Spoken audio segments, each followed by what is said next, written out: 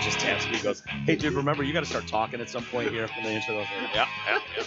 Still waiting for the voice to kick in. Anyway, hey, everybody. Welcome to the Detroit Cast with Mike and Jay. Hello, Biggie. Hello, Jay. Hi, guys. How are you? Very well, thank you. You know, weren't we just talking last week, like, dude, are we going to make it through winter without even seeing snow? And then... Here we are. That's it. Dude, it is bone chilling out there, too. Holy crap. Did you leave the house, though? There was championship football today. I did not leave the house. Why would you? Why would you? No, I didn't at all. But me and T had fun this weekend watching people try to get up the hill. Yeah. Oh, boy. Dude, it was... We watched the guy, it might have been 9 minutes. It's just enough of a slope. Yeah, but he sort of had an SUV, too. I was like, dude, what are you doing? Why is this so hard for you? But I don't know. I just decided, no, I'm not going anywhere. I'm not Good leaving decision, the house at sir. all. Yeah. So I watched tackle ball today, and oh, boy. Oh, New Orleans, is New Orleans burning yet? If not, it's going to be.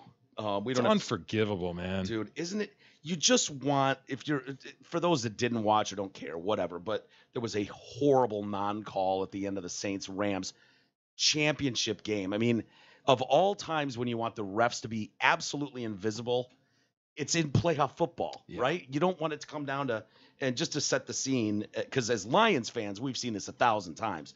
Calls never seem to go your way. Phantom pass interferences, weird fumble rules you never heard of, catch rule, all that shit. So we've seen it many times. But this isn't a weird rule or anything like that. It was absolutely a penalty. Yeah. I don't know a ton about tackle ball. I haven't watched all season, but I walked up there and I saw that play, and I said, holy shit, man.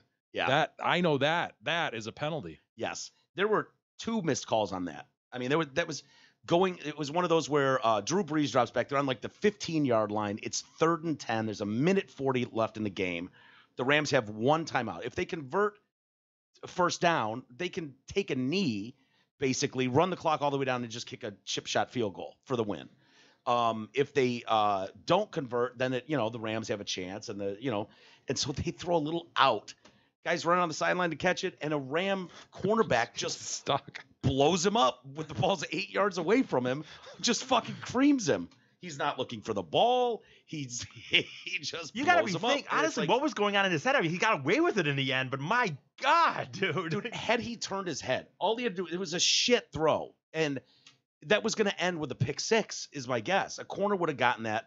The closest one to him would have been a 40-year-old Drew Brees, right, trying to take an angle against a fucking 25-year-old corner. I mean, he probably would have just turned. If he turned his head, he picks it clean and he's gone, would be my guess. But instead, he stares at the receiver and just wails him. And doesn't look back for the ball. Do we not have to do that anymore? I thought you had to turn around and play the ball, but he doesn't. And he goes high to the neck and head area, which they've made such a big deal about. Every ticky-tack penalty you can make go into a guy's head, they call. And this guy just blows him up like that.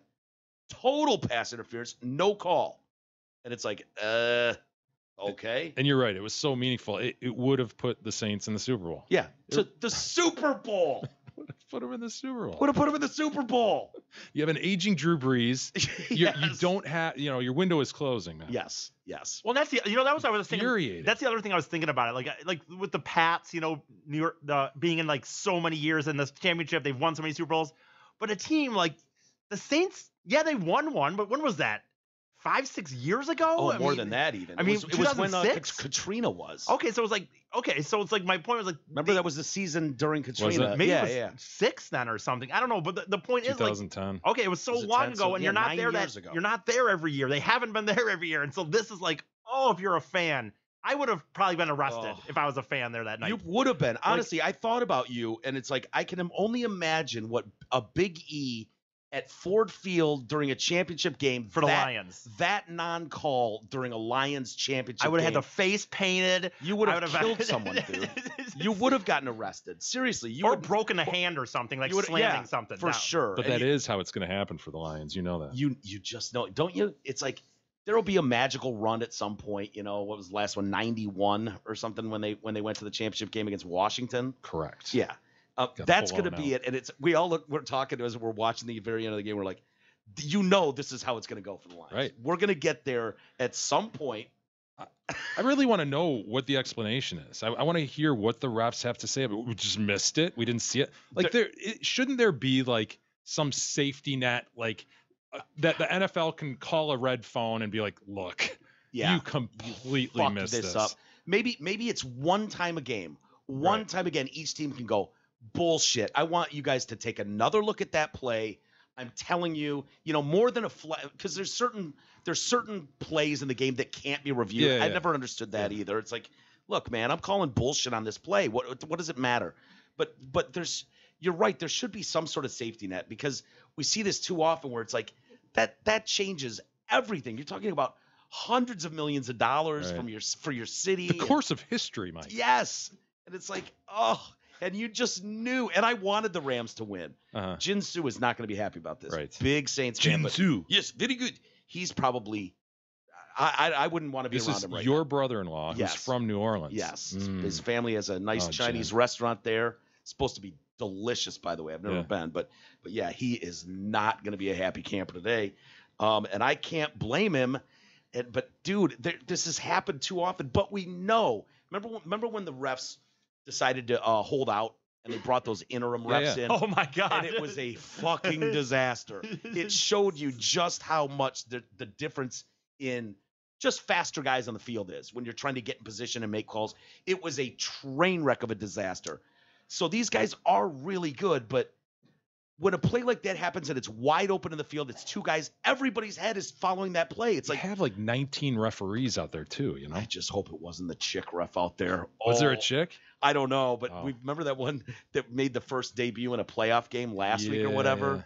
The chick, she tucks her hair up in her little hat. Can you imagine if she was the line judge that didn't throw the flag on that? Like, of course. So yeah, bummer, man. But so the Rams going to the Super Bowl. I don't know. We're recording right now while the Chiefs and New England is playing, so I can't wait to watch that later. But boy, oh boy, Twitter is not happy about the refs. Like everything in the trending thing nationally is all about that game. And the other thing that was driving me nuts, and Saints fans know this. There's apparently, you've seen that guy. He wears a big Saints costume. It looks like a Raiders fan almost. Face painted, shoulder pads, jersey. And he's got a giant whistle on the top of his head. Okay. And it's got the Saints logo, and it's gold and sparkly, all that shit. They call him Whistle Man. And how long has this been going on? I guess this has been going on for a while. I don't watch that many Saints games unless they're playing the Niners or the Lions. So I don't see it. But apparently this guy's legendary there. And his talent is being able to, with his fingers in his mouth, mimic exactly the sound of a referee whistle. There he is on the screen. Holy shit, I've never seen him. Yeah. I've seen him before. I didn't know, but he's nonstop. Okay. He doesn't stop. And there were other guys I saw in the crowd with whistles too. And it's like, it's almost dangerous to have it because they don't do it when the Saints have the ball. Rams have the ball, and these guys are blowing the whistle as soon as the ball snapped. Like it's so it's not like the vuvuzela where it's just that buzz in the background. They're actually trying to stop plays. I don't know the what Rams stop running, or I don't know, but it's confusing as hell. You just hear these whistles go off, and you're so accustomed to hearing that, like, oh, there must have been a false start or a timeout, delay a game, whatever. Yeah, how do they allow that in a stadium? What's would, going on down there? I don't know, but it pissed me. Dude, I was like, I don't want to watch this game anymore. It's driving me insane hearing all these fucking whistles every play. Crazy. Well, I feel bad for those Saints fans. Hopefully there's somewhere down in New Orleans where you can get a stiff drink. Yeah. Get yourself a tornado, is it, or a hurricane? Hurricane, yeah. The other thing I wanted to say, and this is terrible, but I think naturally we as people, this is what I think we do. Like, we all love to go thoughts and prayers. Oh my God, tragedy, school was shot up. But it does add a little excitement to the news cycle, to the day, and everybody gets all up in arms and a buzz. And so I couldn't help but going like, oh, I want the Rams really to win this game. Because if the Rams don't win, the Saints pull it off. That play is just kind of footnote. Exactly. But no, the Saints got the wheels are going to come off. Oh man, people might lose their lives over this. Seriously. So anyway, we're used to seeing the dust up. So I'm sure that will be a story all over the media for the next couple of days. And, oh, indeed it will. Yeah. Hey, Hamlin Pub, they recently rolled out a new menu, as you know. So go try their new culinary creations, which include Southwest Cobb salad, candied Brussels sprouts, Korean steak tacos, chicken chèvre, or the big brisket sandwich. Or you could start your day with an award-winning Backyard Mary Bloody Mary. Of course, you can get these specials at all 5 Hamlin Pubs locations: Clarkston, Chesterfield, Rochester, and 2 in Shelby Township. Hey, wanted to mention the GoFundMe that we have going for the Detroit Cast Studio. You can see it on our screen there. It's doing quite well. Yeah, I would say so. We're up almost at $5,700. We've got a stated goal of $10,000, which we obviously like to destroy. How do we end up at 91? Like, did somebody give $69? Oh, hell and then yeah. someone else gave. Oh, absolutely. Yeah, but then there was like, dude, there are people There's like a 35. Okay. Wow. Yeah. Oh, Who's the first hey, 35? Mrs. Fady. Hi, Mrs. Fady Mrs. gave us $35. Fran By the way- Fady coughing up a hardcore I- 35 Thanks, bucks. Francis. Jesus. I noticed this too, I by the always way. pictured Francis with an IS. It's ES. I huh? noticed that she. Oh no, she made a comment Oh, too. well. Donation from Tony, MVP, to help Eric and Uncle Mike and Uncle Jay to bring in bands like Josie and the Pussycats. Josie and the Pussycats, or an old-time favorite like Cat Stevens. Oh my got it in her, dude. She's a I'll be stand-up. damned. Look at those. She even put MVP in there, which is we learned over the holidays it was most valuable proofs. Yes. Um, Cat Stevens. Cat Stevens all-time favorite. You get I it didn't though, know she right? did this, Oh, by the way. yeah. So just FYI, I did not know. Yeah. So Why thank didn't she you to give- everybody. You why want didn't she to just give 40 though? what's that? My mom, like, Why Why did did she give give $4 $100? grand? I don't know. I don't know why she didn't give you know. any. She shouldn't have given. Well, my mom probably shouldn't have had to give money, but. Well, our time's tough over at the but, Manor. but I mean, 40. I see. That's where I hate the round numbers. Like, why 35? Yeah, Like, 35 I would. seems kind of, hey, Francis, let's even this out. That does seem weird. 35. Like, why not 40? It's not like you're giving. why not 500? Well, I understand that, You know but what I like, mean? Like- 35 is one thing. Like, if it's out of pocket and you're kind of just like, fuck, I got a 20, whatever. But like, dude, it's electronic. I Just give- guarantee Franny Fran has a plan Does she have here. a system? Yeah, she does. She's going, I don't want to be 25 guy. I got to do more than that. 30. I Or guarantee she's got some sort of formula. to Maybe get it's really 35. from Tony. Maybe. True. Let me see it. I want to Oh. read off some of the names of Okay, people sorry. that have helped us out here. If you can scroll through them. So we got Fran, and then we got Brandon Durham gave $25, $101 from Barton James. There's your one right there, Jay. Yep.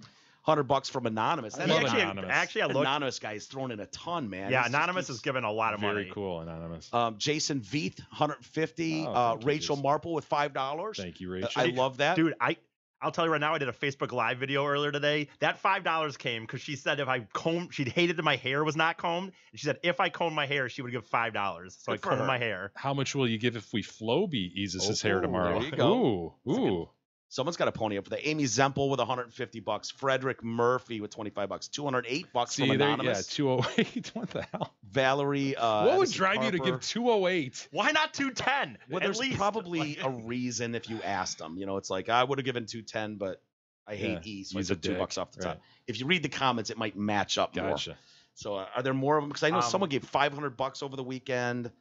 A lot of you guys, and we can't thank you enough. It really is cool. Now there is one aspect of this that was noticed by Jay. It was noticed by me, and it's Oh, right. bothered us a lot. The number of days open.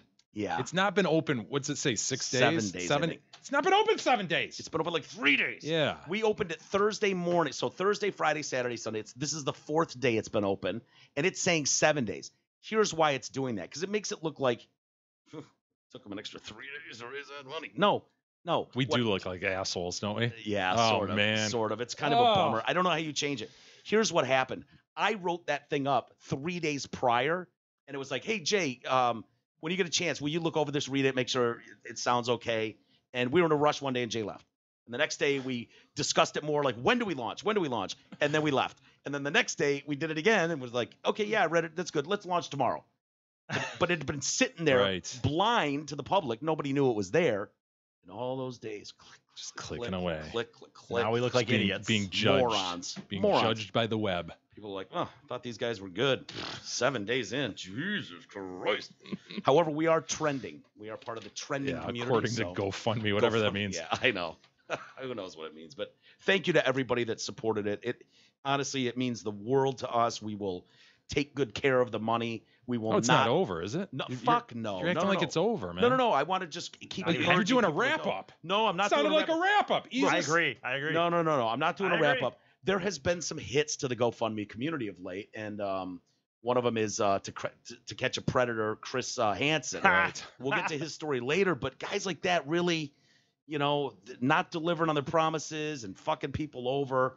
We will be good Is it stewards? Stewards, yeah. We'll be very good stewards. I mean, Jay's here, so there's no. You can trust me. Yeah, you can't pull shenanigans. No. There's just Mike and I. Yeah, that's a different story. If it was E and I, we wouldn't try to rip you off, but shenanigans would happen. Wool would be pulled. There'd be Jay- a trip in there somewhere. Yeah, crazy. Also, we took 3 days off to Vegas.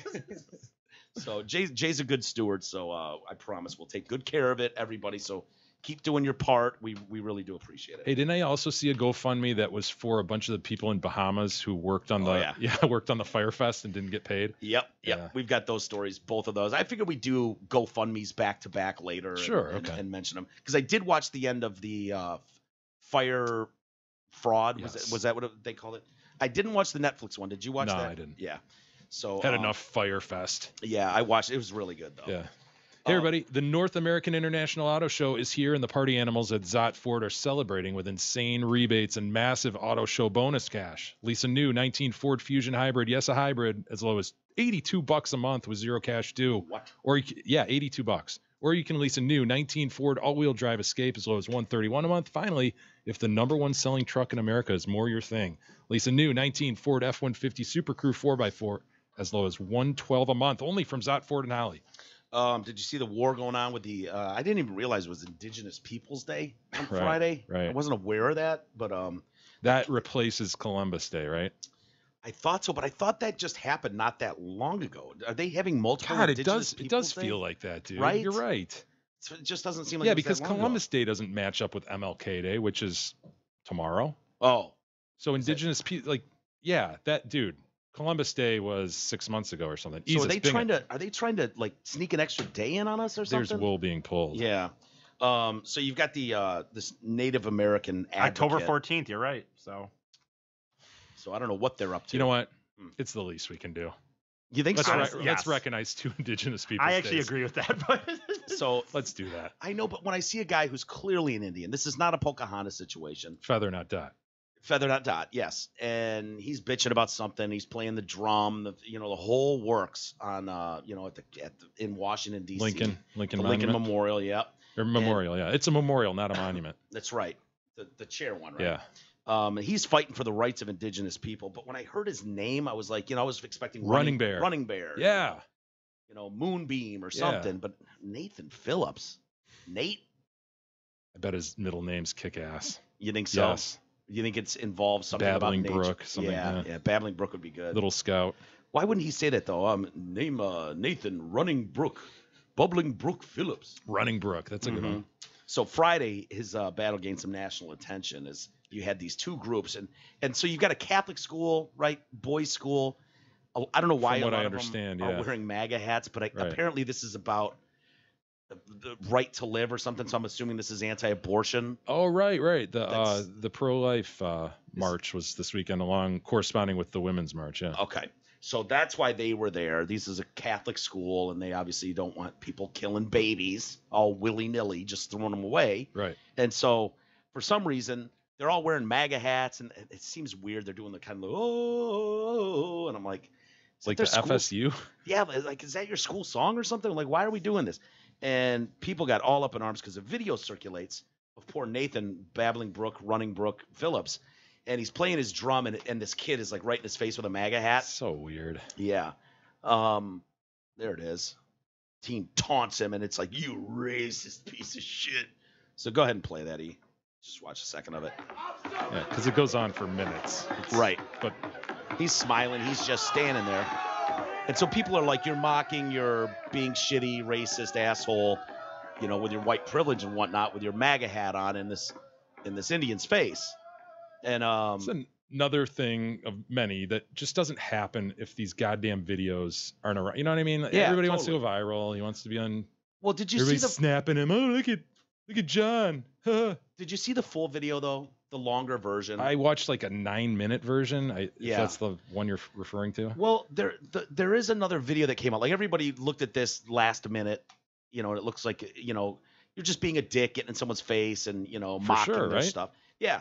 Well, the other video I saw from before that shows clearly this kid hasn't moved at all. He's just standing there, and the fucking Indian dude's drumming, and like gets in his face, and the kid just didn't move. Really? Yes. See if you can find So the he full didn't video. walk up to the He didn't walk up Native to the American, Indian. No. the indigenous person. Yes, the feather walked up to him. Interesting. And so I don't know what that at this point it's like a game of chicken. Just a weird standoff. Yeah, but you got some 16-year-old idiot, So what do you do if you're standing there, you're part of this thing, and all of a sudden, gets like stands right here, and you're just like, hi. Yeah, awkward. Like, Is there something that says you need to back down? Do you need to step back? Dude, I didn't know what to honestly, after watching this, I didn't know what to think. I'm like, what? Yeah. I get it, all the headlines. Oh, look at this MAGA kid being racist. I'm like, yeah, he's being a cocksucker, I guess. But now you're telling me he didn't even walk up to him. I don't know. Well, Phillips, I know that's how I was too. And I've read a few articles, and it's like you just get in that swamp of like, okay, well, if you hate Trump, then you think this kid's a piece of shit. If you don't, then you think, what's the big deal? Yeah. So it's just like, well, I don't really know what either party was there for. I don't really care, to be honest with you. Context, maybe. Yeah, exactly. It's like, but it still seemed weird. These guys doing their drum circle thing, and then like 200 kids like doing like Indian chants. Like, what, and I heard it was their school song or something. I don't know. But that Phillips cat, Babbling Brook, is from Detroit area. No shit. Yeah. So the Freep got an interview with him. Okay. What's he got to say? Well, I was on his team, but I feel like he's making too big of a deal out of it, whining a bit. Trying to be a hero, or there was a third part. Oh, he broke up something, right? Yes, I heard that. Yeah. There was going to be a confrontation. So he was peacefully drumming and singing, surrounded by a hostile crowd, and so it emphasizes the racial tensions and politics and all that. He's 64, so this happens Friday at the Indigenous Peoples March. Phillips said near the end of the rally, he said he tried to keep the peace between a group of mostly white students attending a March for Life event and a group of people with a religious group known as the Black Hebrew Israelites. See them coming into the story. Black Hebrew Israelites. Okay. Yeah. So Phillips, former Marine, by the way. Imagine the college money you get as a Black Hebrew Israelite. Yeah. Yeah. Probably throwing money at you. Yeah. Oh, hell yeah. So he's that dude. The Feather is a Marine, ex-Marine. Right. I heard that. And so it started as the Catholic students from Kentucky were observing the Black Israelites talk and started to get upset at their speeches. They witnessed these individuals on their soapbox saying what they had to say. They didn't agree with it, and they got offended. The kids did. Then things got heated. They were in the process of attacking these black individuals. It just got to a point where you do something or you walk away, Phillips said. The members of the Black Hebrew group were also acting up, saying some really harsh things. And one member of that group spit in the direction of the Catholic school kids. So I put myself in between them. So he just figured, I'm just going to be so weird, it's going to dispel this. I guess. I'm just going to stand there and do my thing and just be awkward and odd. But then the crowd directed their anger towards Phillips, the Indian. That ain't right. I know, but I don't. That's according to him. There was that moment when I realized I put myself between beast and prey. Okay. Phillips. We're going off the reservation a bit. And we're talking beast and prey. Whoa, reservation. Sorry. So yeah, these young men were beastly, and these old black individuals was their prey, and I stood in between them, and so they needed their pounds of flesh, and they were looking at me for that. But they didn't assault the guy at all, right? No, Okay. I don't think anybody assaulted anybody. The students mocked Native Americans while chanting "Build the Wall." The students had a mob mentality, and that was scary. It was ugly. It was racism. It was hatred. It was scary. It got to a point where they just needed something for them, just tear them apart. I mean, it was that ugly. I guess I don't totally discount this fear that he's describing. Like we know what happened. We've seen the whole video. Yeah. You've read, that there was no assault apparently, but you don't know that at the time, dude. Right. You could get a brick thrown in the side of your head. Sure, and we've seen that sort of stuff before. If he goes on. The looks in these young men's faces. I mean, if you go back and look at the lynchings that was done in America, you'd see the faces on those people, the glee and the hatred in their faces. That's what these faces look like.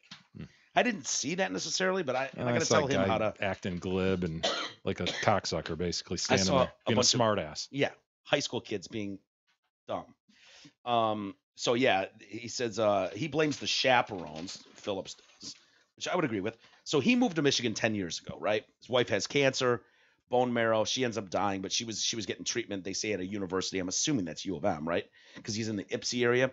And that same year, Phillips said he was racially harassed by a group of students at Eastern Michigan.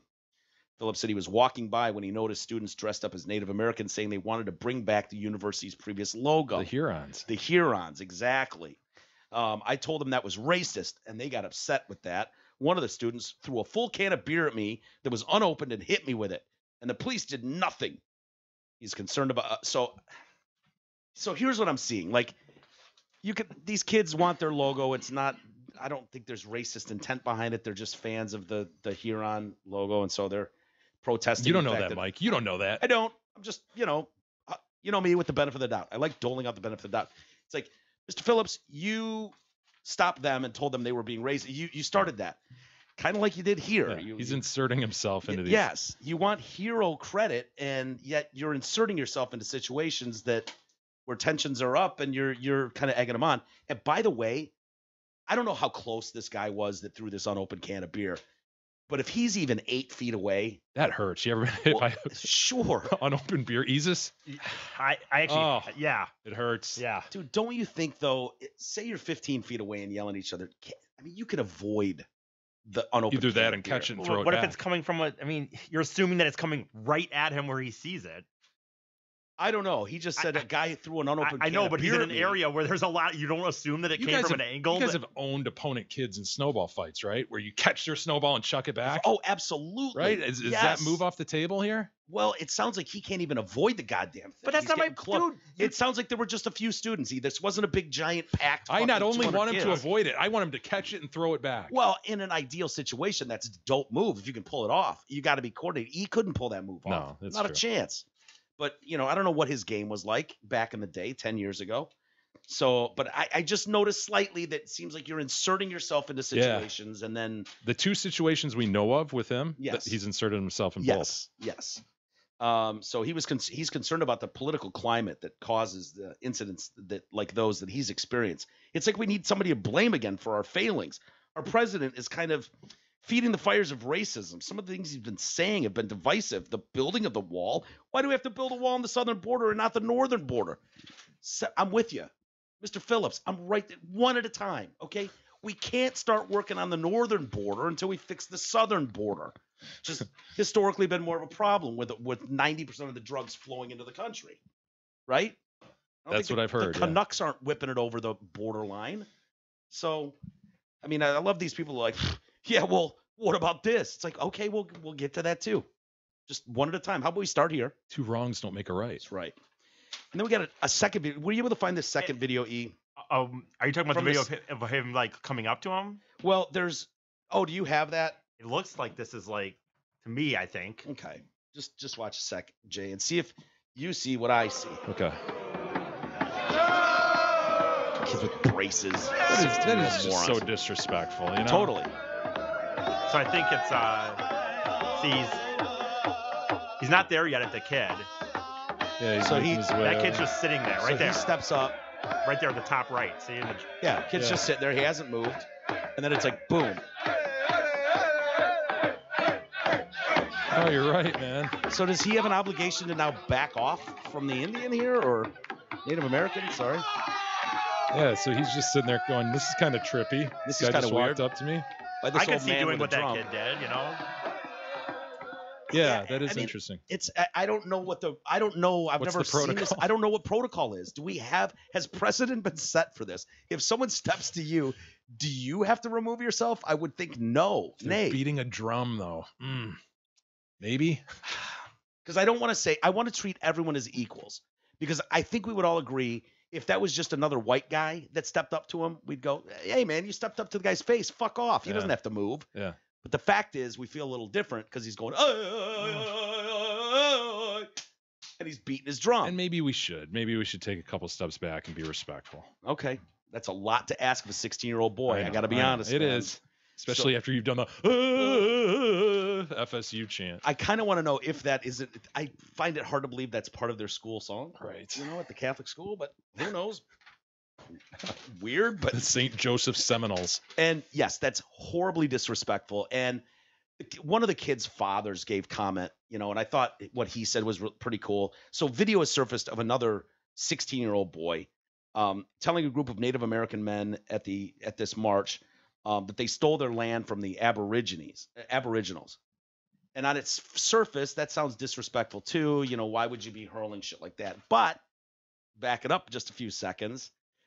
So the Native American men walk by the Lincoln Memorial, and a voice can be heard saying, "Hey, just because you stole the land, don't make it yours." Mm. And he went, "Yeah, well, you stole it from the Aboriginals." Tit for tat. So that's what he said. Y'all stole it from the Aboriginals. It's been stolen throughout all of history. Land gets stolen. It's how it works. It's the way of the world. What a wise young man. That is a very true statement. I mean, kind of a dick thing to throw in some Native American's face. It is. But tell me where he's wrong. Right. I mean, that's how you get it. It's like, all right, get a bigger dope ass group of Native Americans and steal it back then. I mean, that's what. It's one solution. Yeah, you could do. I don't want it. I don't want that. I don't want to fight with anybody. But so the president of the school, Tom Lilly, defended the student. Just because you teach them between right and wrong doesn't mean there aren't going to be some wrongs along the way. The remark as flippant, and he was questioning, was the comment any more than a cynical remark? He's a good boy, and I hate this. So the student's father, and I like this, he said, my son showed a lack of empathy. He said, land gets taken away, and it does, but a 16-year-old doesn't understand that there's a pain there.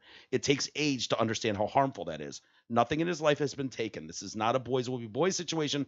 This is a 16-year-old who doesn't have the empathy of loss. And generally just be respectful of your elders, man. Yeah. Just a bunch of knuckleheads. No, there's almost nothing more horrifying than when you see, a pack of kids run by an old man and just smash him in the head. Like, dude, that is so fucked up. I guess maybe I haven't seen that. Oh yeah, dude, we've seen videos. Oh, those like bum that. fights and yeah, stuff. stuff like that. Oh, that's or disgusting. It's brutal, and I'm not. You said it in a way. It's like, oh yeah, Yeah, like we've all just like been walking by and seen an old man get clocked. No, we've covered plenty of videos of kids, jacking an old man in the face. Remember that guy that got out of his truck and ran across the street and just clocked that old man? Not specifically. Staggered. I believe you. Yeah, they're horrifying. Yeah. Horrifying. So yeah, it's just more shit. I think your general rule of just being nice to each other. Just be nice. See, everybody there broke that rule. Yeah. Everybody's just generally nice. All right, you let your black Hebrews have their protest. Mm-hmm. Little white boys in your MAGA hats go over there, do your thing, look at the Lincoln thing. Yeah. Move along. Just be nice. Native American guys, beat your drums, do whatever. Be nice to everybody. Yeah. It's just, I don't know. It seems easy, but I try to think back to when we were 16 and we could be disrespectful little pricks too, in a sense. I mean, honestly, no, I know. We could, I know. Not I don't think we would have gone that far, but when you go into a Wendy's and you're just whipping pickles on the fucking glass, you're being a dick. I know it's wishful thinking. I'm just saying, I'm stating obviously what everybody agrees. Like you just wish it could be different. Yeah, you do. I do. Yeah. And that's sincere. I believe you when you say that. And I sincerely mean it too. But I would like to know where the fuck the chaperones and parents are that can't look at that situation and go, yo, on the bus, Right. assholes. Yeah. Like, really? That's what our teachers would have. They would have yanked you by the hood and got you the hell out of there. Couple moms off drinking on the side or something. Yeah, maybe. Yeah, maybe that's what it Couple was. coffee cups full of something. And then over the weekend too, we got the big fucking Buzzfeed story that dropped, and fake news. This is interesting, man. It'll be interesting to see if there's any truth to any of that what Buzzfeed said, because they're kind of standing by their story, which was that Trump ordered Michael Cohen, his former lawyer, to lie to the special counsel, to Congress, to Congress about his dealings with buying property or opening a hotel, Trump hotel or whatever in Moscow. Right. And so they came out, BuzzFeed, with this big story. Oh yeah, we've got it, blah, blah, blah. And of course, like every other day, bombshell. This is the one. We got him. Bombshell. I don't even flinch anymore when I hear bombshell. It's every day for 900 days. Every day is another bombshell that's going to end everything that is gone in 3 days. But, when people keep talking about, fake news, without a free media, blah, blah, blah, that's the people's voice and da, da, da. They've got a very important role. It's like, yeah, but you can't just willy-nilly keep throwing these bombshell statements with half-sourced and anonymous sources just because you don't like the fucking guy, that you are fake news. I'm sorry. I don't know how else to say it. This is terrible journalism. This story is awful, dude. And Mueller's team has been locked down for how long has it been going on? At least a year, right? Year and a half. Yeah, I mean, and you've heard no leaks, right? Essentially nothing. Impossible, Jay. Impossible. Right. Think about it. Everything that's done, the guy can't take a shit without it being bombshell news. And yet the Mueller, with all the people on that team, no leaks to the press at all, with evidence of some wrongdoing. None. Impossible. We've seen that in no other respect to any other angle in Washington, D.C., period. So Trump came out and said, I thought the BuzzFeed piece, and maybe equally as bad, the coverage of the BuzzFeed phony story. It was a total phony story. I appreciate special counsel coming out with a statement last night. I think it was very appropriate. They did so, and I appreciate that. I think the piece was a disgrace to our country. It was a disgrace to journalism. I think also the coverage by the mainstream media was disgraceful. So yeah, I don't know. His office, it's kind of weird. He was kind of vague, Robert Mueller's team, in what they said. I agree. It wasn't, and I don't know, maybe you can tell why he would do that. I don't know why, but see, what did he say? BuzzFeed's description of specific statements to the special counsel's office and characterization of documents and testimony obtained by this office regarding Michael Cohen's congressional testimony are not accurate. That's what he said. Yeah, they just simply aren't willing to tip their hand in any regard, but to correct that, because people were getting out of control with that news story. But if that's, I'm trying to understand. Obviously, you can't tell me what a FBI probe would be at a special counsel, obviously. But like, if that's just bullshit, if that story is just flat bullshit, Robert Mueller would know it and sees the media going on. Would he even respond to that and go, dude, this is not right? That this thing leaked, this story went out. No, I think he did the minimum there to calm things down without disclosing one way or the other whether there's any teeth to that. Yeah. There could be a thread that they're following and that there is some meat on that bone, but he just wanted to cut it off and go, look, what's been reported is not accurate. It's inaccurate. So calm the fuck down. BuzzFeed is standing their ground. BuzzFeed is the one who initially leaked the dossier, is it not? Yes. Yeah. The Russian dossier. He knows why I said dossier. I love it. That's very true. Yeah. They are. It was BuzzFeed that actually, and they got a lot of shit for that. Dick Morris, of course, who we had on early on. What was his book called? Deep State, was it? Yeah. Yeah, I think so. Yeah, he was early, big time in the weeds on this thing. Oh, and yeah. Dossier. Yeah, dossier. We're like, so what about this dossier? Well, let me tell you about the dossier. I forgot we talked to that guy. Absolutely. He was kind of a big deal back in the day, too. Oh, he was, yeah. So we've confirmed, as we've reconfirmed our reporting, we've seen no indication that any specific aspect of our story is inaccurate. We remain confident in what we've reported and will share more as we are able to. That's Matt Mittenthal, who works for BuzzFeed, one of the communications directors. So you got Jason Leopold. He's a journalist for BuzzFeed. He worked with Anthony Cormier, reporting on the Trump Tower Moscow project. Leopold previously worked for Vice News, Al Jazeera, The Guardian, LA Times, truthout.org, Salon, and he comes with his own checkered past with The Truth. So he wrote a book detailing a battle personally with mental illness, suicide attempts, and lying to employers about a larceny conviction. 06, working for truthout.org, reported Karl Rove's indictment over the Valerie Plame affair. All right. Was the indictment over that was imminent. He never even faced charges.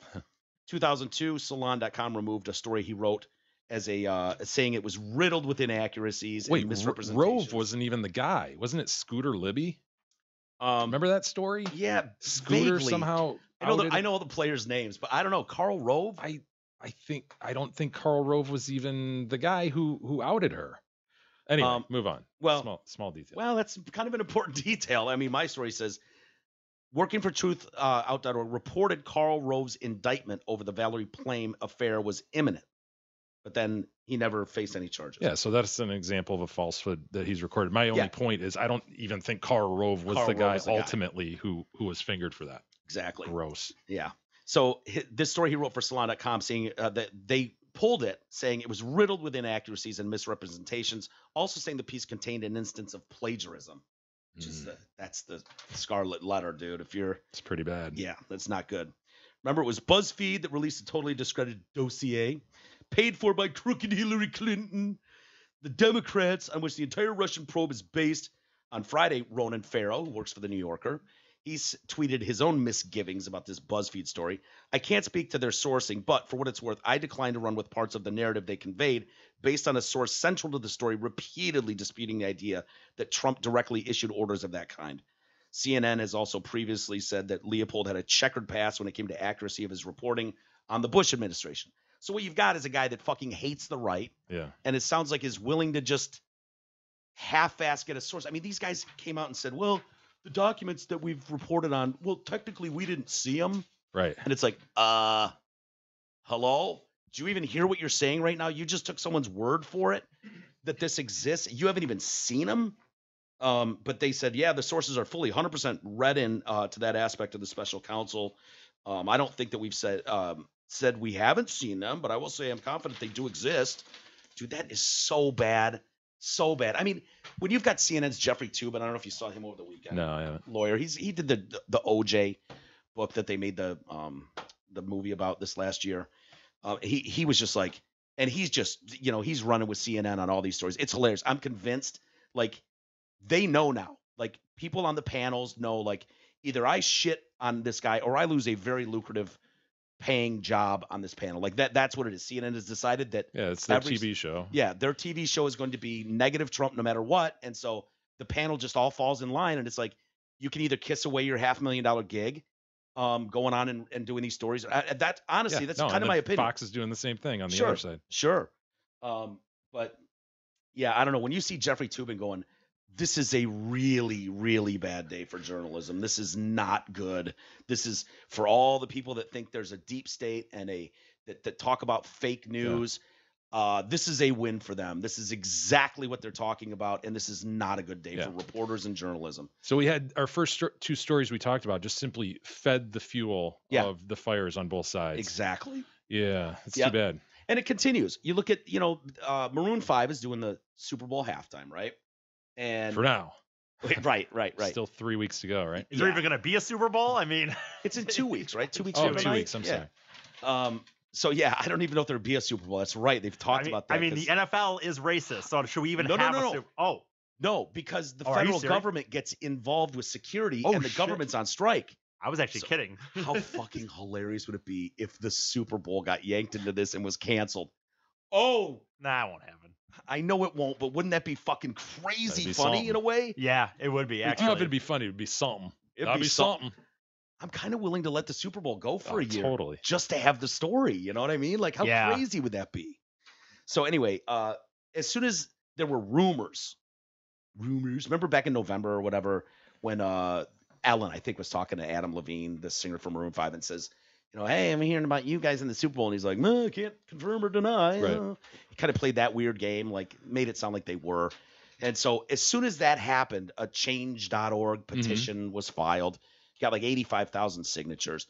Well, then they announced that they are doing a lot. No. Do you view that as a lot? Well, what does it need? 50,000 before the White House can address it or something if it's political? I don't know. Honestly, do you like not 85,000? No. Circulated around the country, really the world. But I mean, 340 million people in the country. Yeah. 85,000 signatures, huh? So it garnered more than 85,000. Right. So 86. I mean, probably less than 86. More than 85. Yeah. Asking Maroon 5 to drop out of the Super Bowl. They're now asking the band Travis Scott and Big Boy to take a knee during the performance. Ugh. Can you imagine? Dude, can you just let these fucking artists go and sing their dumb little songs and then go about your day? Do we really need to turn this into a political rally that splits the fucking country in half? Period. Like, that's what it does. I got it. We all got the fucking message. Do you really need to do so? What, we're gonna shame Maroon 5 into taking a fucking knee for the cause? Is the cause even still going? When was the last time we had a fucking police shooting of a black guy that was unjustified or something? I actually thought I saw one today on Daily Mail. Didn't I? Really? Didn't I see a kid running from a cop? Yeah, maybe. Get shot in the back. To my own. Didn't I? Yes, I didn't watch it. I'm done with those stories for the most part. But dude, hasn't it been? Oh, you're burying it down. You personally. Wow. Doesn't mean they're not. Of course, you don't want to talk about the knee. Doesn't it seem like doesn't fit his narrative? Right, exactly. No, it's not true. We were on a roll there where it was like fucking boom and then you're right. boom and you're then right. boom. It was quite a roll. But then you got like really, really anti-Trump specifically. Right. Yeah. The news can't do two things at once. So that's true. But does that mean that black kids are still being shot by white cops all the time and we're not reporting it now because Trump's a dick face? Well, for sure, black kids are being shot by black kids and they're not reporting it. Well, yeah. Well, obviously. That's been going on You're for. not even supposed to talk I about know. that, dude. Shouldn't That's have mentioned racist that you even mentioned it. You know, check your privilege, son. Check your privilege. So, anyways, I was just thinking, like, we haven't heard from Colin Kaepernick. He's never spoken out at all. I did hear that. I did hear that once. What Travis Scott, he talked to Kaepernick about whether he was gonna do the performance or not, and apparently they disagree. You know, Kaepernick told him that he shouldn't do it, and Really? he's like, and then in the conversation, they don't say what the conversation is, but they basically say that it sounds like, and then Travis Scott just said, yeah, I disagree, but he did reach out to him, and he told him, and Kaepernick asked him not to do it. Of course he does. Right. Why wouldn't Colin Kaepernick be Right. selfish as shit? Right. Of and think course. about his own Exactly. self? I mean, there's actually things being put in place. I mean, Trump, I'm sorry, signed one of the most comprehensive prison reform laws. He's anybody with a story of someone being fucked over and wrong, come here, I will listen to you. He's let people out of jail Kim Kardashian walked in the friggin' Oval Office and got someone out of yeah. jail. That's happened a few times, and he's willing to hear people, but they're like, nope. I'm not going to talk to that racist. But it's like, okay, good. That's good for your cause. Don't even fucking talk about it. Let's just keep standing on the sidelines and yelling at each other because that's doing a lot of good. So, yeah, they want to take a knee to show solidarity with Colin Kaepernick. I hope Colin Kaepernick would just go, you know what, guys? We're moving this thing forward. It's never going to be perfect, but there are some strides being made. Let's calm it down a little bit and keep going instead of just keep silent. Just walk around like Mr. Microphone and just shut the fuck up and see if we can't ruin people's lives. Yeah, he's never said anything. That's what drives me nuts. I mean, do you really think Maroon 5 are racist? Or do you think maybe, just maybe, it'd be good for their career to get on TV in front of a couple billion people? It would be, yes. Yeah. Big Boy, really? He needs to pay for this too? Travis Scott. I don't even know who Travis Scott is. Boy with an OI. I mean, Travis Scott is You playing the should Super know Bowl. who We went to this Travis one Scott is. last I week. don't know who he is, and he's playing the Super Jesus, Bowl. can you bing him? This is big Bing for the him. Rolling Stone cover that came out 2 weeks ago with Travis Scott on it. Oh, he can't do his own song. He's got to do their song. I No, already on the know it's a good magazine. song. He's not saying he did a Oh, cover of that. Rolling Stone cover. I gotcha. Thought he did like Brown Sugar. Yeah, he's covering Brown It's Sugar. like, dude, I don't care if he covered Brown Sugar, whatever. I've actually seen Travis Scott perform. Good for you. Grand I Rapids. don't even know who he is, and he's playing the Super. This is good for his brand. I'm going to get introduced to Travis Scott for the Well, first time. Michael, meet Travis Scott. I would have sworn his he was a due, white man. country guy. I swear to God, I would have Travis said, Scott. "Oh, Travis Scott, man. I got friends in low places." Yeah. Okay, I don't know who he is. My bad. So Maroon 5 accepted the gig after Rihanna turned it down to support Colin. And then Jay-Z turned down the 2017 Super Bowl. And Jay-Z's trying to talk Scott out of performing at the Super Bowl. Amy Schumer, I won't do a commercial. All these people like, dude, stop it. How is this helping? How is this helping? Honestly, it's to your point earlier. Dude, if people can't just – I just hope it stops when Trump's done as president. Honestly, I don't know if this genie goes back in the bottle, though. Oh, man. It depends on how Trump stops being president. It does. It's a good point. Yeah. If it's just like – so how would it be? What will happen if he So if doesn't he win the just- election? You know what I mean? Like when there's a president there'll be elect, and now you've got Trump, like nothing to lose. It'll be way worse if he wins. Yeah. If he loses and it's not – the narrative isn't it's rigged, there was no way. If it's just like he loses – Guys, don't worry. He's going to get slaughtered. I don't think he's going to get beaten in the election. I don't I keep saying. I know. He's The gonna president is going to get beaten in the next election. yeah, he's going to get – yeah. Look, listen. What did we say when he won? The only person he could have on the planet beat was Hillary Clinton. Well, Yeah. guess what? He's not against Hillary Clinton, and he hasn't done shit to grow his base since then. Elizabeth Warren wins the Pulled nomination. he pulled a rabbit out of a hat to win the first one. Elizabeth Warren. You don't think he could take on Kamala Harris or Look, Elizabeth Warren? Nobody's voting Harambe or whatever the hell that goddamn gorilla was named. He got thousands of votes in I that know. election. People stayed home because of the Bernie thing. They are so mobilized, the left. Yeah. Well, He's going to lose, and it's going to be bigly. I mean, I get it. I'm not going to try to defend him. Fuck that. But, you know, you look at the economy and it's like, okay, well, yeah, this sucks. You know, I know what my taxes look like. I don't know about yours, Jay, but hasn't been the end of the world for a lot of people. And sorry, the border wall wasn't racist 2 years ago. It just wasn't. Sorry. Trump. Call me an lover. asshole. Mike's not Trump a Trump lover. lover. Mike not loves a Trump Trump. lover. Not even a Republican. He loves him bigly. Not even a Republican.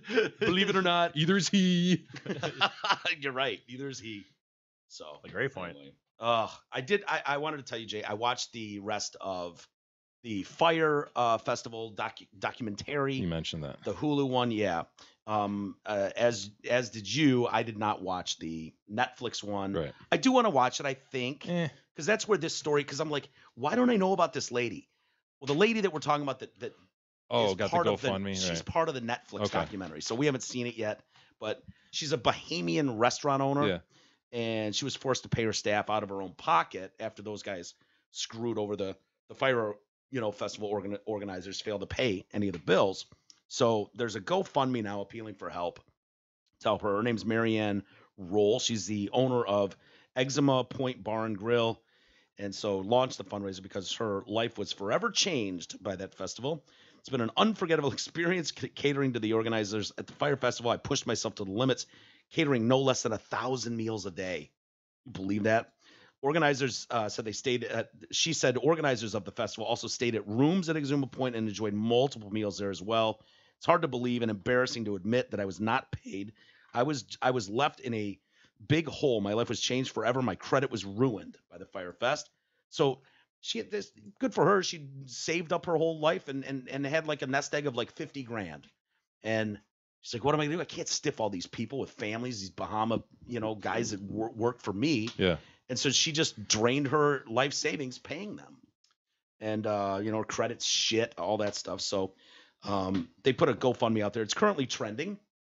We know what that's like, How many days has it been up? I'm not sure.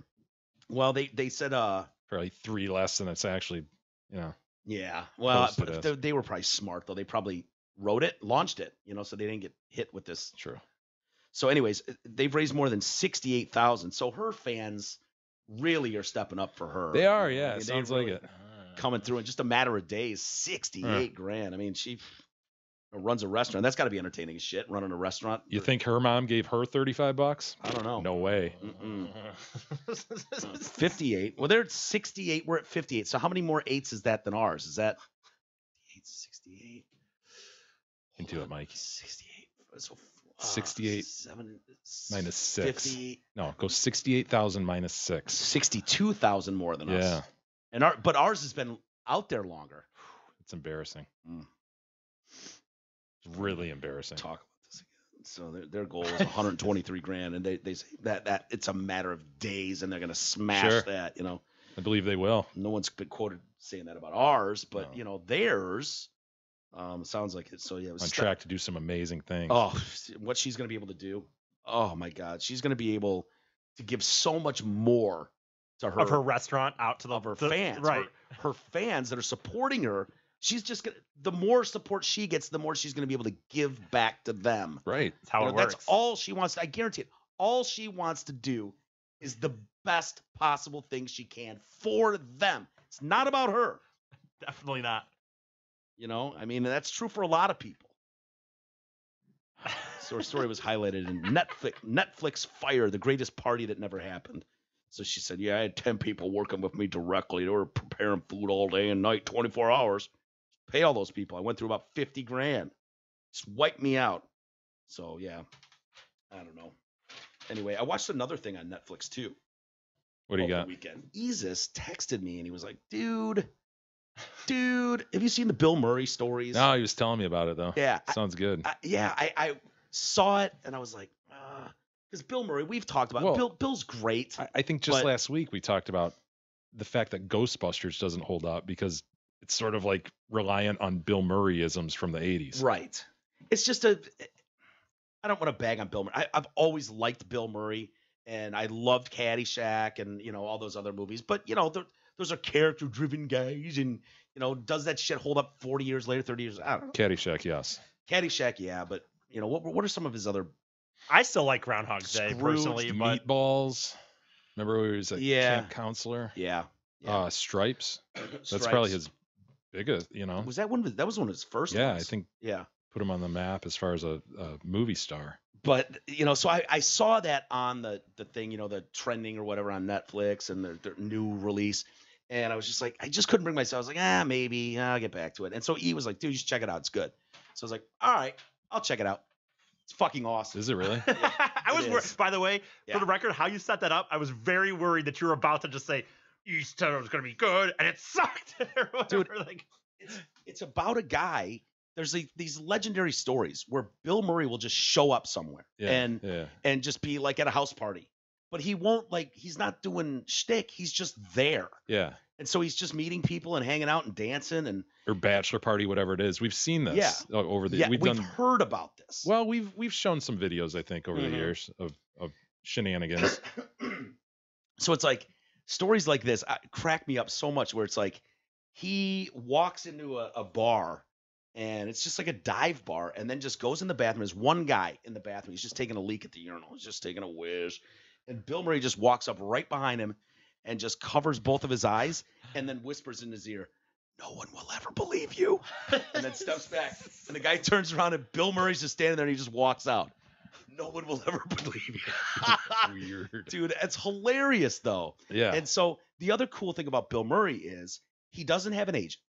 He doesn't have a manager. He is by himself. He doesn't have security, nothing. Bill Murray has an 800 number that he set up. Yeah, I've heard of this. And it's apparently impossible to get this number. Really hard to get this number. But you just leave him a message and he might call you back and agree to do something, whatever you want to do. Isn't that just Twitter now? I mean, do we Sort need a of. 1-800 number? We're gonna get the number, by the way. All right. Yeah. Okay, sounds good. So, but they were like, yeah, the Obamas. I heard someone was telling me the Obamas wanted him and called every day for like a year. We're never hearing back from Bill at all. Sophia Coppola yeah. was doing that movie, and she's like, I got this 800 number, from friends that are in circles with him. Wanted to play. What was the movie? The I'm one trying in to think and I don't know. Japan or whatever. And so she's like, I called him every day, never heard back. And then I ran into him at a party somewhere and asked him, and he gave me this Lost in translation. Lost in translation. Gave me this vague, like, maybe, I don't know, I'll think about it. Never hears from him again. So she's like, fuck, we got to start shooting. They go to Japan. She's like, I hope he shows up. And he does. He shows up, does the movie. But the cool thing you realize is Bill Murray has just been like, I've been blessed, and my job now is to just live life and have fucking fun. I don't care what it is. If it sounds cool, I'm doing it. Mhm. And so, like, he's walking on the street and these kids are like, at South by Southwest. And they're like, dude, it's Bill Murray. These chicks' band is going to play in the living room. And they go up and they're like, Bill, would you stop by? And he's like, sure, I'll help the girl. And so he's roadieing. He's bringing shit in. People are like, the fuck is Bill Murray doing? He's like, hey, man, I'm just a roadie tonight. And so next thing you know, this band is rocking out on stage, these girls. Murray's behind the kit, and he's just playing the tambourine and rocking out. They're there forever. They're just jamming. And all of a sudden, there's a fucking knock at the door. It's the cops. And so the guy that has the house party, he goes outside, and he's like, I can help you with officers. The band's just wailing. It's 3 a.m. And they're like, yeah, guys, we can literally hear you guys 6 blocks away. We're getting a bunch of calls. We're going to need you to knock off the music and whatnot. And he's like, yeah, I mean, no disrespect, but I can't do that. And they're like, excuse me? He's like, Bill Murray's playing in the band right now, and I'm not going to tell him he can't do that. So if you guys want to come in there and tell Bill Murray to shut the music off, they're like, okay, you drunken idiot. And they get out of the way. Bill's just fucking rocking back there, and they're like, what the fuck? And Bill gets up there. Bill goes, so the music stops. Cops walk in, and Bill goes, start the next tune. Start rocking out. Bill just goes right up to the cops. They got video. He's got the tambourine right in the cop's face, invites the cops in, just grabs them around, and just brings them in, and they start fucking partying more and more. It's like, dude, how cool is that? Yeah, the ultimate freedom, man. Yeah, so he wants to just kind of live life as an improv, like everything. He just fucking improvs life. And so apparently you have to leave him a really cool message, but not. You don't want to be needy. You don't want to be needy, and you don't want be times or needy. places. You just kind of want to be like, hey, man. Like if you left a message like, hey, Bill, I'm flying to South Carolina tomorrow. You mind if I stop by? Maybe we grab a corn dog? Like maybe he would do that. But if you tried to like book an interview or something, right. He's not. It sounds like he wouldn't. That wouldn't be spontaneous enough or crazy enough. So I don't know, man. It's kind of wild. Hey, everybody. Yeah. Insurance. We all need it. And most of us don't know what kind of coverage we have or who even provides it. Well, you can let fellow TDC listener Brent Wasik from Wasik Insurance Services change all that. Brent has over 30 years in the business. He offers all types of insurance coverage, auto, home, health, business, commercial, and more.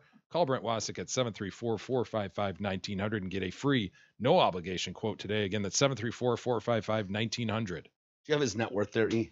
Yeah, it was 140, I think. 140 million. That's what, at least according to celebrity net worth. But Yeah, that same party, Jay. By the way, they run out of beer. yeah, It's the kid's like, oh man, I gotta go on a beer run, and he says that, these are college kids, or age kids, and so they're pooling their money together. He's gonna run to the grocery store and grab a bunch of beer, and Bill's like, just pulls a fucking huge wad of money out, and he's just like, here, let me chip in, and they're like, no, Bill, you're a guest.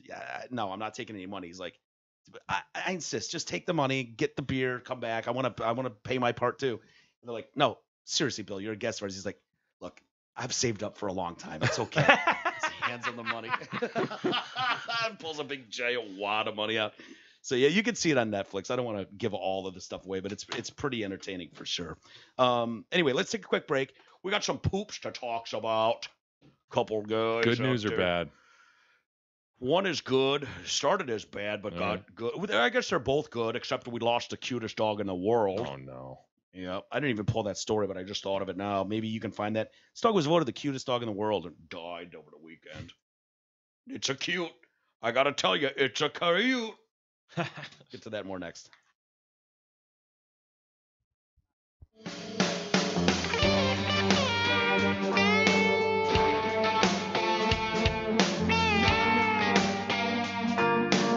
The Detroit Cast continues after this short break.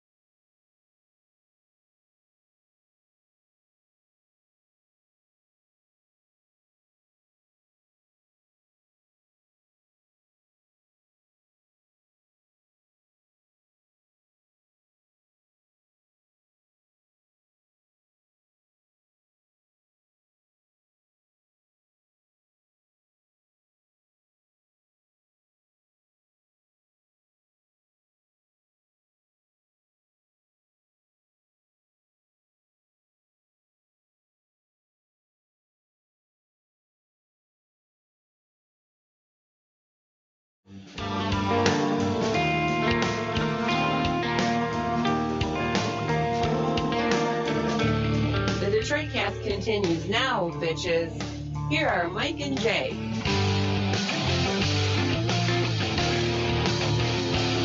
All right, welcome back to the Detroitcast. Mike and Jay. And I want to thank everyone once again for the help with the GoFundMe. It's not over.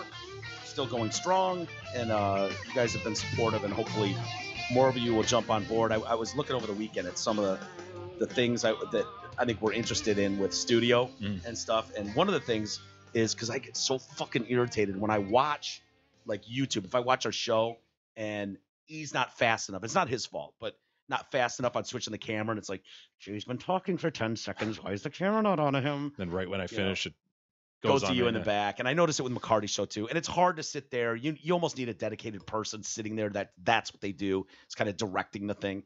But we're not in a position to do that. But I know there's technology out there. And one of the upgrades I want to definitely have is Voice activated. Voice activated. Yeah, dude. So it just knows. The thing knows. And then it's gotten so good at this thing where if you and I start arguing and like talking over each other, like talk show people can do sometimes, it will go, oh God, this again. And it'll back out and do like a full room shot. No shit. Yeah. Nice. So it'll notice all that stuff. And anyone that's got a camera, it'll fucking change as soon as the mic, which is dialed into it, is activated. So things like that, man. But it's none of it's cheap, but there'll be some cool stuff. Yeah, and then we heard further from Wolfie, I guess, over the weekend, right? This thing's done. This quote unquote table we've heard so much about. Yes, he said he wanted to bring it over today, and I'm like, tackle dude, ball. Yeah, I'm like, championship weekend, we got to do a show, and someone's coming to look at the house, so I got to I just couldn't do it today. So one day this week, he's apparently going to bring this damn thing over, and then it's going to be on. Let's see if I can find this text from him. Oh boy. Is he happy with it's that one where he needed encouragement. Oh yeah. Well, while you're trying to find that, dude, I had a dream about that fucking table over the weekend. I swear to God, and it sucked. The table sucked. Really? And you're like, oh. And we had to pretend man. that it was like. Let me set the table for you. Wolfie was doing a lot of work for me because I had moved. So I'm now in my new house. Wolfie's your bitch. Yeah. And personal carpenter? Paying him. Oh, yeah. And, he's doing some design stuff with the garage. And it's like. Is it in the dream that you're paying him? Yes. Yeah. Wouldn't a better dream just be that Wolfie's your bitch? Like in a French maid outfit? Why would he be paying? I've got a 4-car garage and one garage opener that's you can fit one car in. It's the Wolfie. Dumbest dream. His design on this is so idiotic. I don't even know where to start.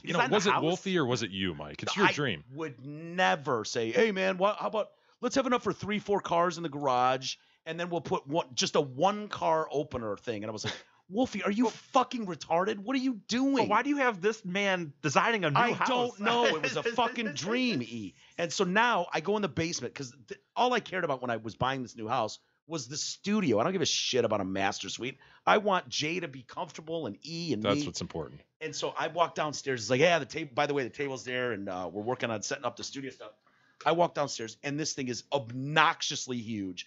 It takes up, and it's thin. It's fucking thin. It's like, dude, this makes, and it goes like, you walk down the stairs, and then it's just like this wide open room. There's a kitchen. It's gorgeous, set up for perfection. And then this skinny fucking table goes all the way across 30 feet, and then it goes all the way to this wall, and then all the way. It's like this giant U. With fresh epoxy. No, that's the best part. It's painted green. What? Painted gray. And it's fucking hideous. It was like, where's the wood grain? And the fucking dude, the fuck. And then it's so big, it's got to be put together in chunks, right? This fucking idiot Wolfie can't even get the thing level. It's like, this part is 3 inches above where this one's supposed to meet it. It's a shithole, dude. And I'm yelling. And so I'm walking downstairs. I'm trying to lug in. We're trying to now move in equipment that we're going to set up the studio. Some big equipment, rack equipment.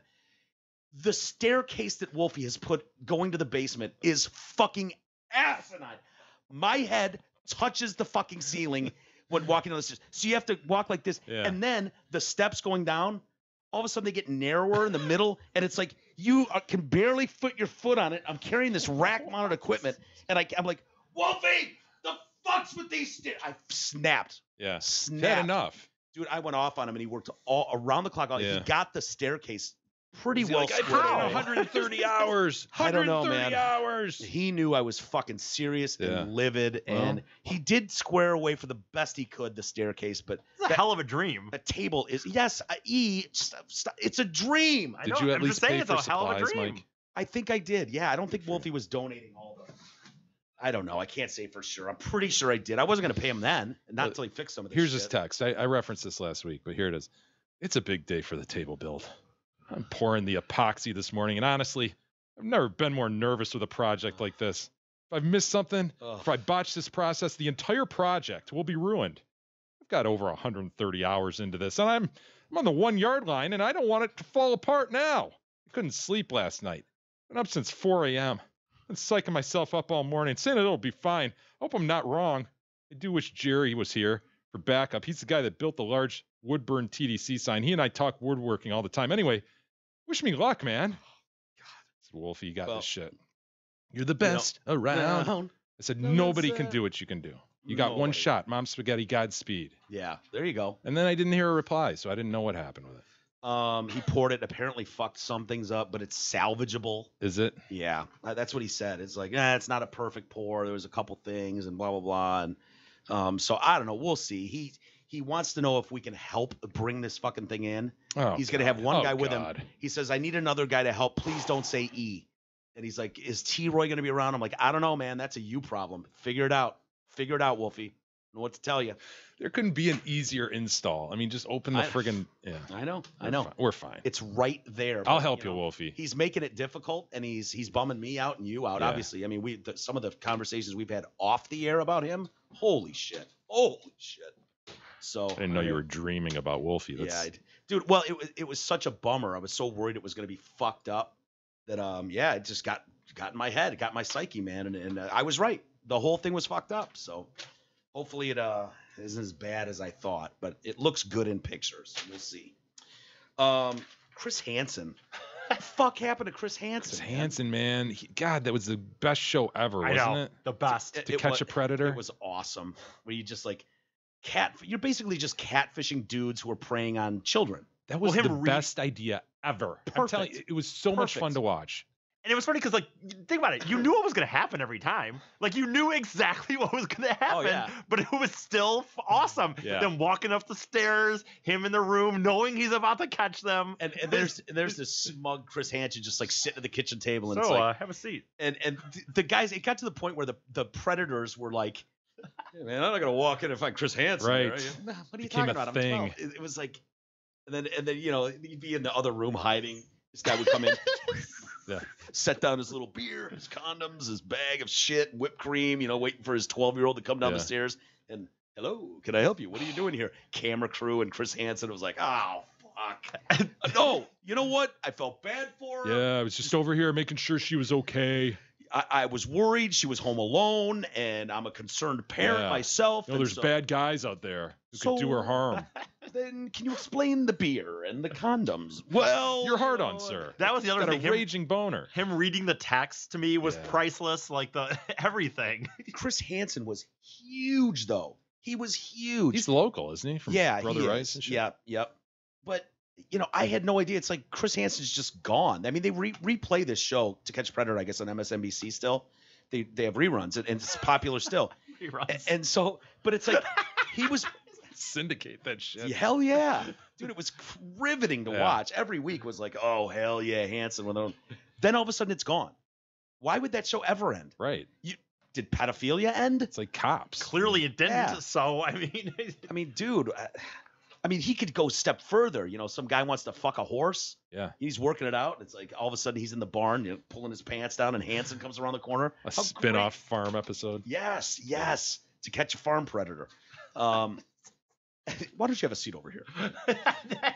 But he was like part of Dateline, right? He was Dateline's guy. Yes. And so did something happen? And I don't know. That's a great question. I had not thought of him in many years, honestly. Right? I didn't either. And apparently he's been financially fucked for a long time and was arrested last week for bouncing checks at a mom and pop place, at a mom and pop store. And it was like in 2014, he took out a fucking $40,000 loan to buy a used Corvette. Oh my gosh! Like, look at how he's aged. Ooh. Yeah. Not Christopher. good. And then, so anyway, he did a GoFundMe recently, and his GoFundMe was to bring back To Catch a Predator. It was going to air, like on the web or something. It's like, why wouldn't NBC air that? It's not like that show tanked. That show was great. And so it was going to be 2015's Hansen versus Predator. So he does this Kickstarter. So he's not GoFunding me. He's doing Kickstarter, which comes with rewards. Mm-hmm. We've learned that, you know. Yeah. And sometimes that's really hard to satisfy. Yes, when you got to send hundreds of fucking items out to people. And so one of Chris's things was like autographed 8x10 glossy, you know, straight. One of the other rewards, if you hit 30 or 50 bucks, something like that, you could, they would send you digital copies of the episode first. So you'd get an email with the episode. You could watch it before other people. There's going to be some behind the scenes videos. Okay. This guy raised like $90,000. People didn't get their 8x10 glossies. Oh, man. Yeah. A lot of disappointed people. And then all of a sudden, out of nowhere, this fucking shows up. This Hansen v. Predator. It becomes a segment hosted by Hansen for the syndicated TV series Crime Watch Daily. So these people are like, wait, where's my digital behind the scenes copy of this shit? I'm supposed to get it before everybody else. Right. Now it's just out there. Yeah, outraged. So this one guy, Geneva, said he never received a signed glossy photo promised for his donor level, or any information about these VIP access. I loved watching it, but I never received anything. It was a slap in my face. You know what though? Look at. I love To Catch a Predator. We all agreed we loved it.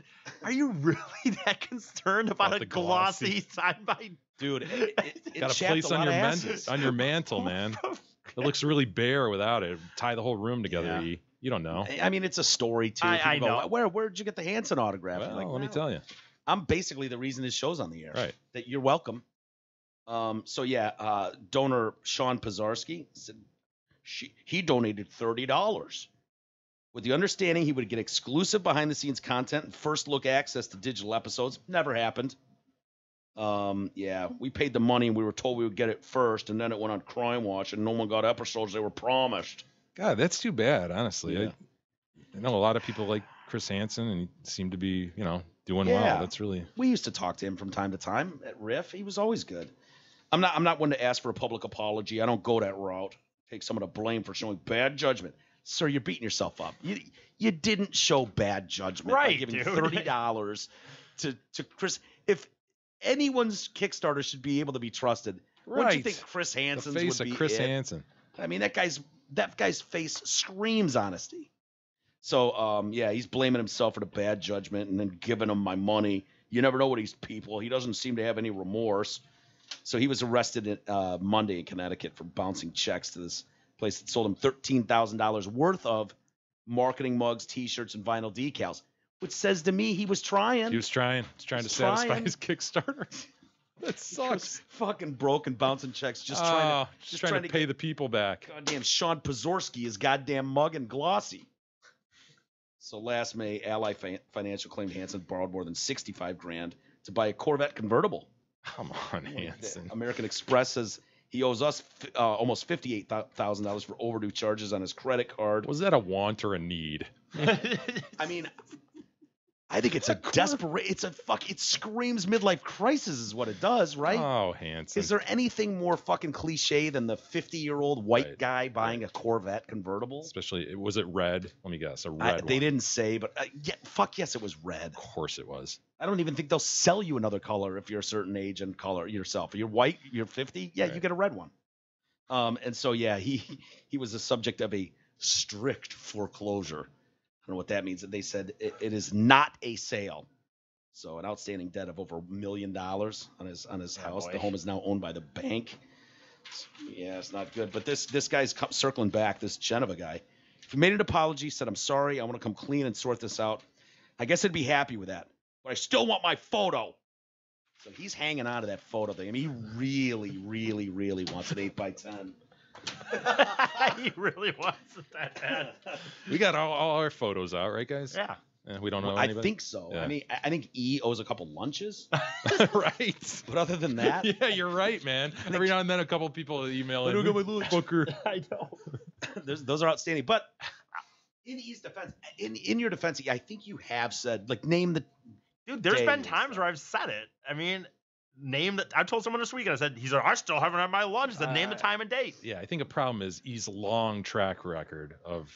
Not for a free watching. lunch. They have to buy the Yeah, lunch. but It's you still know, the deal. it's all blended together. All the tattoos you owe, Yeah. etc. Sure. Isn't it's safe to say that nothing's ever going to be perfect with those things. There's probably listeners of our show to this day Sitting there going, never "You got their fuckers." T-shirt Yeah. or their 8x10 autograph thing, and never said anything. I probably wouldn't say anything, if it was me and I donated something, I was supposed to get an 8x, and I didn't. I wouldn't make a stink about it. But if you're out there and that is you we're talking about, you didn't get your T-shirt or whatever, it is not because we were assholes. We spent a tremendous amount of time, effort, and money mailing all that shit out, signing all that stuff. So if you didn't get it, you can reach out to us. We're not trying to fuck anybody over. So Good point, Mike. yeah. Lastly, I talked about the Roops. This guy. Let me see him. He's a cute. Huh? Which one are we Well, looking at just here? Show me the cute one first. This is one they tried to murder. Wait, okay, what? he was euthanized. Oh, I heard about Euthanasia? This. And he looks just like Monkey. Really? Dude, I thought it was Monksy. It Leopold. really Yeah, he's does. Dude, that is Monkey. With like one ear going down and all Yeah, that. look at this guy. Look at this guy. Oh, he's a cute. Look at that poop. Yeah. Hi, friend. He Hi, does friend. look like Monkey. Dude, it's same pattern. Yeah, that Right, white, the white- down the breast. That's Monksy. There's at least his brother. And so that guy, that's Rudolph. That's Rudolph. Say he's 7 to 8 months old. According to King's Harvest Pet Rescue in Iowa, a shelter that was so full, the vet was just like, yeah, I'm just going to murder him instead. 7 to 8 months old. Oh. He's like, wait, you're going to do what now? Why? This guy's trying to kill me. These guys are murderers in here. Supposed to be helping me along, and I was on the streets. I'd rather be on the streets than murdered. And so the doctor's like, all right, Rudolph, here you go. Stabs him, and Rudolph goes down, and then he wakes back up. Ooh. Yeah. It's a pet cemetery situation. I don't think so, but that's always a concern. Always a concern. You got to keep an eye on him, But, yeah, he woke up, and the vet decided, you know what? I'm not going to try to kill this Rudolph again. He waked back up. Yeah. So, He has a will to live. yeah, rescuers then brought Rudolph to King's Harvest, which is a no-kill shelter. So we brought him to our shelter and hoped somebody would come adopt him and give him a second chance at life. Wow, man. And so Rudolph's breed is unknown. We don't know what he is. Yeah. He's a cute though. It doesn't seem to matter. Dozens of people are already like, yeah, I'll take Rudolph. I'll take him. It's unclear how he survived being euthanized. Yeah, I'm stronger than they think. I'm not sure I'd take that one. No, yeah, I You know. know? I was thinking, Give is me there any pause. Like, side effects with almost being murdered? Right. They say he may have been given an improper dose of the lethal drug. I'm going to go with that too. I'm going to Yeah. say that. That. Could you imagine? He goes down and he's like, "Oh man, what was that all about? What was that all about?" Jesus, Poor you ready guy. to sing? Douglas.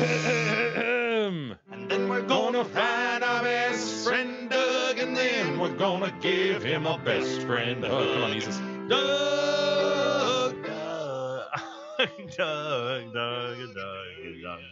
Hey, now's the time. Contact Realtor Doug Steiner. Call him at 248-765-1781. He and the team at Century 21 Campbell will work to get you the absolute best deal on the sale and or purchase of your home. Doug's the man. He's easy to work with, a great friend of the show, a good dude overall. Call Douglas today, 248-765-1781. You know what? I got some other stories, Jay, but I'll hold them for No, tomorrow. show me the cute. You want to see the cute? Yeah, you can't. You want to see the one that advertise died? The cutest dog ever. Yeah, let me see Okay, him. all right. I'll show you that one. I don't have a story here. I can't remember even what his name is. Do you have a story, E, that you can pull up and see? Like, like, just pull him up. pictures? He's cute. Don't show Jay yet. Yeah. Yeah. All right, now I want Yeah. to see him. Yeah. Yeah, there's tons of stories. He died. He was 12 years old. Oh, he is a Look cute. at that poop. Dude, stuff him. He needs to be stuffed. Yeah. Look at that poops. Are we sure he's not just a stuffed animal anyway? Look at how No, there's perfect he is. I don't know He's why. like a little Ewok or something. Sorry. Yeah, he moved it, but Okay, well, look trying at to that poops. What Look is, at that. what is that? That's a Pomeranian? I think Is that what that's called? That's Boo. That's Boo. That was Boo. Yeah, that was Boo. Yeah, he's I like Yeah, that he's a guy. cute. God, look at that. Look at this dude. Are you kidding me? I know. He was voted the world's cutest Yeah. dog, and I think that's right. So how'd he die? no, bring that story. He's 12. That's probably a Okay. good age for that breed. I don't think he was like, it wasn't like a drive-by or something. Dude, he looks like a little stuffed animal. Yeah, that's Bull. Holy cow. He's a social media star, an influencer, really. I saw people on social media just like, oh my God, I'm literally crying all day for this dog. I would literally have that thing stuffed. He was dubbed in 2011 as the world's cutest dog, died Friday at the age of 12. Yeah. Boo's owners informed the dog's 16 million fans died in his sleep. Yeah. Our family is heartbroken, but we find comfort knowing he's no longer in any pain or discomfort. We know that Buddy was the first to greet him on the other side of that rainbow bridge. Who's Buddy? Probably another dog that they had that died. Yeah, Buddy was the owner's other social media star who died in September of 2017. Gosh, other social media star. Yeah. Irene Ann, who is a Facebook employee, adopted Boo in 2006, and then Boo rose to internet's absolute superstardom. He was a cute. Boo's fame led him to earn $1 million a year. Income through many partnerships. In 2012, Boo was named Virgin America's official pet liaison. He even landed a book deal. Boo, the life of the world's cutest dog. Yep, that was me. $1 million annually. Yeah. And I bet they all they did was feed me the same brown circles they always did. I didn't even get anything. Right. Other than this book you described and calendars, how do you bring in $1 million annually? Well, if you've got 16 million followers on social media, you could probably just do advertising for you're right. dog shampoos. And what'd they say in that? look at that poop's face. Look at that poops. Literally perfect. Yeah. Yeah, what'd they say? Kylie Jenner or what? Who's the real popular one? Is it Kylie? Yeah. She's a younger one, yeah. No, who's the big one? The biggest one? Oh, Kim Kardashian Kendall Kendall Jenner. What did they say she brings in per advertisement that she puts out on Instagram? Oh, It was like yeah. $250,000 or $500,000 $500,000, yeah. Insane. For one post on Instagram. Because that's where the Fire Festival thing, right? Yeah. Insanity. Hey, if you want to write in this show, send us your thoughts to email at detroitcast.com. Similar to Perry. Perry writes in, Bonjour, gentlemen. Speaking of packing peanuts, so we mentioned, how'd that come up? Packing peanuts came up. It was a grievance from Mike. Yeah, Okay. I was talking about bubble wrap, and we were talking about how we like those new ones that are rectangular, that's just filled with air. Yeah, the Amazon style. packs. And then it was like, you know what? Packing peanuts are fucking bullshit. It seemed very obsolete. Yeah, Old they always school. fall out of the package, and then every time you pull your stuff out, it falls all over the floor. There's static electricity. Yes. They end up on your arms all Yeah. over the place. They're sort of the like glitter is the herpes of the craft world. They Absolutely. are the herpes of the package stuffing Mhm. world. They're like the AIDS of the package stuffing world. I would agree. Yeah. Back in the 80s, says Perry, when I was in high school, I stopped at the Rochester Burger King located in Kmart parking lot. While I was inside, a couple of my buddies spotted my car sitting in the lot, windows down. Well, they drove around the backside of Kmart, found a few large bags full of packing peanuts by the no. dumpster, and yep, they proceeded to fill the floorboards of my 72 Chevelle up to the seats. Awesome. I came out, opened my door, shitload of peanuts came spilling out, blowing across the parking lot. Freaking out, not wanting a littering ticket, I scooped enough out to jump in and get the heck out of there. What a mess to clean up, and good luck trying to vacuum them out from under the seats. I never did get all of them out. Over the years, a damn stray peanut or two would emerge and start blowing around when the windows were down. Totally could see that. All I That's could do is laugh it off and congratulate them asshats for pulling that prank. And yes, we stayed friends for many, many years after and left those pranking days behind us. Thanks, Perry and Auburn Hills. Yeah. You know, that reminds me. I'd be so pissed, dude. You guys familiar with David Dobrik, I think. David Dobrik, his YouTube channel. Mm-mm. It's sort of like he's like a rich jackass. He's got a whole crew of guys. They're rich guys. He drives a Tesla, and they just prank each other all the time. Yeah. And one time, one of his buddies came home, opened his apartment door, and the fucking entire apartment, probably like a 850 square foot apartment, was filled 5 feet up with packing peanuts. Awesome. Oh, what do you do about that? I mean, how do you even get that out? They were like just raking it out the door. Yeah. And oh my yeah. God, dude! Can you imagine the bill to try to Bunch clean of that rich up? kids, man. Yeah, that's hilarious though. I mean, I'd be like, oh yeah, the packing peanuts now live here. I'm moving out and getting a new apartment. Yeah. The kid gets boner after solving the Rubik's Cube video on YouTube still continues to get comments every day, Sure. including from Parados. So grown-up men make fun of a kid that shows some bulge. Yes, it's prominent, but definitely not a boner, says Parados. This raises 2 questions, however. 1, why do adults make fun of a child? even if it would have been a boner, so what? At his age, I had boners all the time and in situations that were not even close to being sexual. Yeah, those are funny. Number 2, if you really believe this is a boner, how small are your dicks? Ooh. Yeah. Oh, That's the one that gets us. That's That's the one we don't have a defense for. Yeah. You know what I mean? When someone twists it around and goes, "Oh, you recognized his boner," which means obviously the whole room has tiny dongs. I mean, that just makes sense. Does nobody read the comments? Because I don't know, Pranos, Mr. Originality, you might be comment 6,000 that says, "This kid, when I was his age, when you were his age, how do you know? Because you just called him a child. He's 22 in the video. Max, he's 22. Yeah. It's not a child. Prados. And I'm sorry if you're such a fucking pussy and lack a sense of humor. You can't see the humor in a kid doing a fucking stupid, cube puzzle and standing up and immediately a fucking giant hard-on springs up. It was funny. We noticed it because it was so prominent. Sorry. Boners were funny when I was 8. They were funny when I was 20. They'll be funny when I'm 90. They just will be. You're not a husband. Be funny because you couldn't get one. Ed writes in Bristol University. Now, this came up, I don't know, last week or something. I'm not exactly sure. Bristol University had a policy whereby you could change your email if you turn trans or something. Did I say it was in like Europe or something and it wasn't? Is that the problem here? What up, fagaz, said Ed. I think you guys may have fallen for a scam or possibly scamola. As I was listening to the story about changing emails at a top university, some things did not seem to make sense. I guess the University of Bristol could be considered a top university, though being in the UK, it didn't really fit with the way you read it. A quick Bing search also showed that was not how their email addresses work. I listened back and heard you say Bristol University, not University of Bristol. I found one of these in California. It is by no means a top university. It was started in 2011 and has already declared bankruptcy and lost accreditation. They show a 1-star online rating with many people asserting fraud and enrollment between 100 and 200 people. I couldn't find the story that you read, but you may want to take that news source out of your prep repertoire. I am not sending this to be a dick. I just thought you should know. The story didn't seem to add up because you would think that the largest group of people changing their initials would be college-age women that get married. There would be no reason a school would attribute this policy to trans students unless they were just looking to draw attention to their unknown scam school. Perhaps.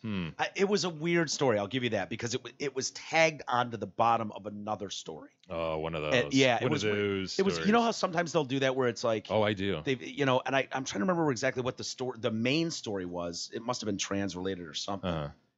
It's one of those stupid things. It's like if you like this, you'll like that. It wasn't one of those though, and it was just like the end of the story ended, and then it was like, similarly, a top university, University of Bristol or whatever. I'd never heard of it, but I was like, whatever. Don't beat yourself up, Mike. Yeah. Isis, I blame you. You should vet our stories more thoroughly next time. It's getting embarrassing, Isis. It was just funny more than anything. I wasn't trying to break news, and it was just a tag onto the end. If I can find it, it might even be in our shit still.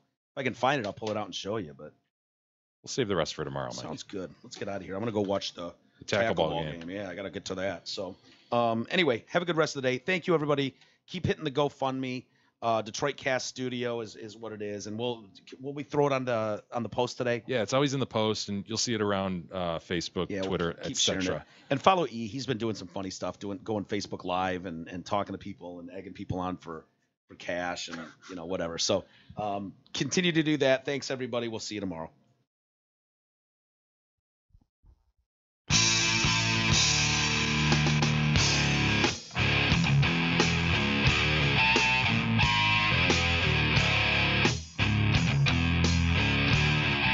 Listening to the Detroit Cast with your hosts Mike and Jay.